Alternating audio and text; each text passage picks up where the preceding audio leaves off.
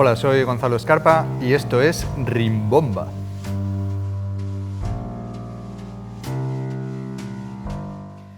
El silencio es lo que pretendemos en realidad todos los poetas, combatirlo, refrenarlo, entenderlo y sin ninguna duda es la parte fundamental del ritmo.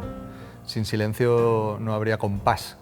Y para mí la poesía tiene que ver absolutamente con el ritmo, con la música, con la sonoridad, no solo la de la palabra, también la del contexto, la del público cuando estamos trabajando en un escenario, como sabía John Cage. Entonces, un silencio es lo que hace que una palabra se subraye, es lo que hace que la poesía sea sagrada en realidad, porque la parte de la mística que entiende cualquier poeta que trabaje severamente con el material que es el lenguaje, procede no del sonido, sino de todo lo que no decimos cuando escribimos.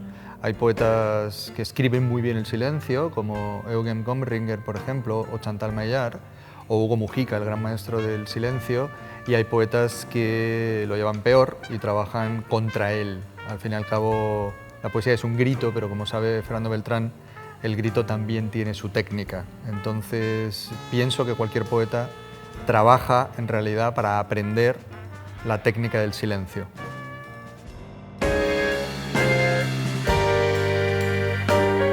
La poesía sirve para ver qué pasa, para ver por qué la necesitamos, para entender lo que no se puede entender y casi para cualquier... O sea, esta pregunta se puede responder de cualquier manera, porque podemos coleccionar definiciones sobre qué es poesía, para qué sirve la poesía, y todas son válidas, absolutamente todas. Hay un bot, incluso en Twitter, que va poniendo aleatoriamente la poesía es cualquier cosa, porque realmente tiene que ver con una forma de entender el silencio, lo que no es silencio, y sobre todo, qué pasa cuando escribimos. A Margarit Yourcenar le preguntaron para qué escribía y contestó para ver qué pasa.